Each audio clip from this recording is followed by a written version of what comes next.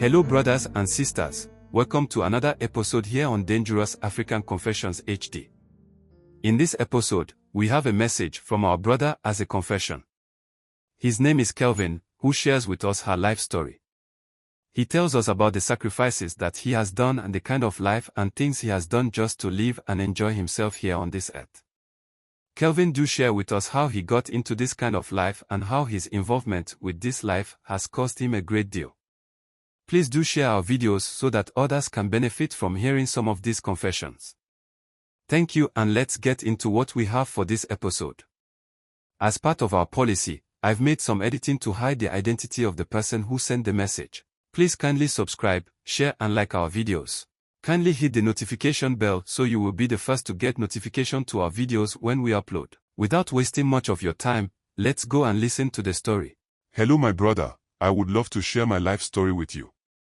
What I mean by life story is about how I got myself involved with this cult, and the kind of things I have done to humanity in order to be successful as a person is beyond what words can just express. Please brother, don't put my name out there. I would want you to treat the message as an anonymous, since I don't feel safe telling you all these things. I just want others to be careful of the things they just get themselves involved, all in the name of looking for money. Because in the beginning it will all start as something normal to the human eyes and understanding. But as you go on, then the rules and requirements for you will be increasing. Let me start this whole thing with my father. He was a very rich man. And I can tell you, we really did live a very comfortable and luxurious life. He gave birth to 3 children, but our elder brother died when we were young. My parents didn't give birth again. For whatever reason why they didn't give birth again, I couldn't tell until I got into this whole cult thing. Then I came to understand why everything in our lives happened the way they did. My mother divorced my father about 7 years after the death of my elder brother. And my father made sure we will be with him throughout our years. But then, we sometimes go and visit our mother when we come on vacations. I was the last born of my parents. My other brother developed a kind of hatred for my father to the extent where he moved away from our house to go and rent on his own. This was when we were in our 20s. I tried to talk to him to change his mind about the decision, but it didn't materialize. He told me to just go ahead and live my life the way I want, and allow him also live his own life. He said when the time is right, I will come to appreciate why he doesn't want to live with our father again. As for me, all I cared was living a good life and enjoying my father's money. We all have grown now, and my father had called me one day and decided to talk to me about things he has never done before. He told me that there is more to life than we see with our naked eyes. He told me about the reason why my brother had gone away from him. This, he said, was as a result of this same conversation that he was going to have with me. He said, he asked my brother to go away from him, and he showed him a way that he can liberate himself from any future curse or problems. He said that the kind of fraternity or cult that he joins, they will always come for the person's elder child to replace that member when he or she dies. I told him I didn't understand whatever he was saying. He then told me that all the monies and properties that he owns were given to him by the cult. He said it was as a result of a lot of sacrifices that he got whatever he owns. And the reason why he is telling me is that he feels his time to die is almost due.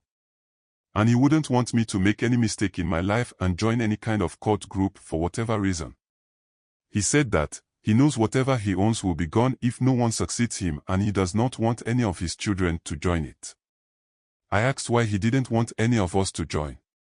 This was when he told me that it was as a result of him being a member in that cult that our senior brother died. He didn't know that joining the cult will mean that.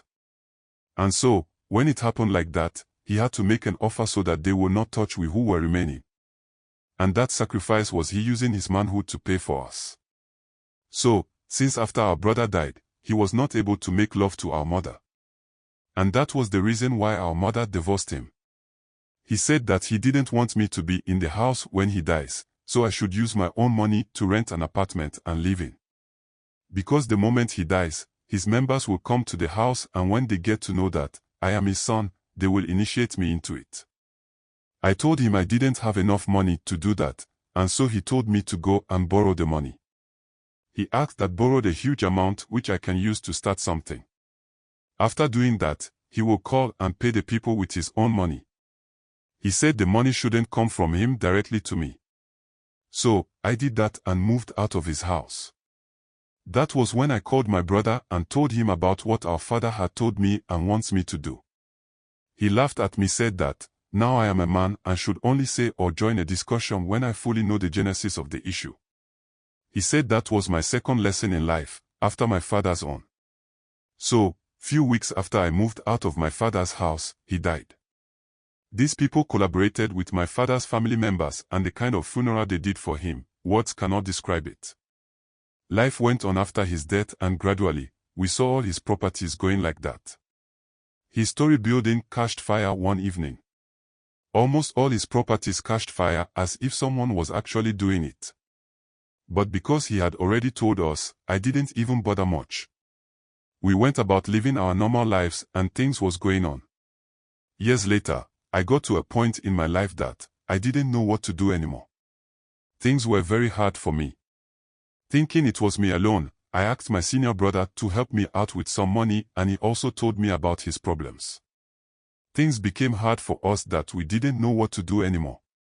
What my brother and I did was hard. He asked me to move from where I was living and let my landlord give the room out for rent so we can get something to push ourselves. I did just that and joined him in his own place. What we were going through was as if someone somewhere was actually preventing us from being able to get something into our pockets. One day I was returning from town and I met this man who was driving a very nice car. He asked of my name and he said it looks like he knows the name but was not familiar where exactly he might have heard his name from. So, I told him about my father, which he might have heard his name because he used to be very much rich some years ago. He said yes, that why the name sounds familiar. We talked for a while and he asked if it is possible for him to get to know me more. When we exchanged contacts, he started calling me every day to check on me and sometimes even sends me money that I never understood why he was doing all that. He one day told me he wants to help me because he sees that I am suffering. I was all for it, because indeed, I and my brother were truly suffering. I had become so close to this guy because of the monies and benefits I was getting from him. He introduced me to some of his friends that I am his friend who needed help and that they should help me in any way that they can help me. One of them told me that he was willing to help me with 100,000 Ghana cedis if only I can tell him what good thing I will be using the money for. This guy that introduced me to them came in and said he should just give me the money if he was willing to. He then asked me to come to meet him at my friend's place the next day for the money. I didn't tell my brother about any of these things. I wanted to be sure first before breaking the news to him. The next time I met them at the guy's place, he practically gave me 100,000 Ghana cedis like it was just some chicken feed. This was when I told my brother about the man's willingness to help us. But I saw that my brother was really not interested in it. He said he feels bad about us taking the money from the man, because he fears it might lead us into something that will be bigger than our current situation. But I wasn't ready to let this money go away just like that. So, knowing how he would be discouraging me from it, I decided to move away from him. So, I rented a place and moved in. I deposited some of the money into his account without telling him. He called and asked if I was the one, but I told him that is not me. I needed to make something for myself. And I wasn't ready to let my brother talk me out of it. For me, there was no way I was going to go hungry again. I was enjoying life with this my new friend and he told me that he can make me have my own life in a way that I want. He introduced me to his spiritual father when I agreed to do whatever he asked me to. He said nothing bad was involved and there was no sacrifice to be made. We met the man and he gave me some herbs to wash myself for 7 days. He said after the 7 days I should come so that he can do whatever there is for him to do for me. The day came and he did whatever there was for him to do for me. Then he asked me to sleep on my back and he lit candles to form circle around me. During the process I felt my spirit leave my body and I could see my spirit at the seashore. A beautiful lady walked out of the sea and ushered me into the sea. As we entered the sea, In just a split of second we were walking on a very nice street and we were meeting all these people. We got to a point and she asked me to wait. She returned from where she had gone and hand gave me to some old man who baptized me in a water that was stored in some big pan. After the baptism, I was told to return to where I am coming from, and the other things will be communicated to me by the person that sent me to that place. As I was returning, we passed by a place and I heard someone mention my name. I asked the lady if I could go and see who the person is. She allowed me, and when I got to the place it was like a prison cell. And in that cell, my father was among the people who were in that cell. He asked what I was doing there and I saw tears in his eyes. "Why would you be coming here for?" was the question he asked. He raised his hands and I saw he was in cuffs. Some on his hands and others on his legs. He told me that, he begs me, whatever it is that brought me here, I should stop it when I return. When I returned into my body, I saw that I was crying. The man who was working on me asked me what was wrong. I told him I saw my father and he gave me a message. The man said we should finish with our rituals. I told him that, my father is asking me to go and give a message to my senior brother which is urgent. And I cannot waste any more time. I told him I would be returning for us to finish the ritual, but I must honor my father first. That was how I managed to take my spirit from the hands of the evil one. Please, my brothers and sisters, let us not rush into anything because of our current situation. For me, my father told me, and I have witnessed everything for myself. I know what I am telling you. The devil will use any means to get to you if he so wishes. Beware of the people who comes into your lives too. I hope this my story find the person who needs to listen to it and change his ways. Please kindly subscribe, share and like our videos. Kindly hit the notification bell so you will be the first to get notification to our videos when we upload. Like I always say, these are not just stories for story's sake. They are meant for us not to make these mistakes our brothers and sisters are making. That's why we share these stories with you. I hope we've all learned something important from the story. In our quest to make it in life, we should always fight the temptation of having to do some immoral acts in order to make it. It might sound good and easy way to make money, but please, we should know that there is always cause and effect in this life. Whatever you sow today, you shall always reap tomorrow.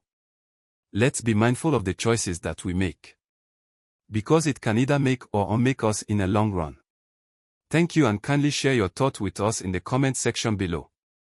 And if you are new here, please subscribe, like and share.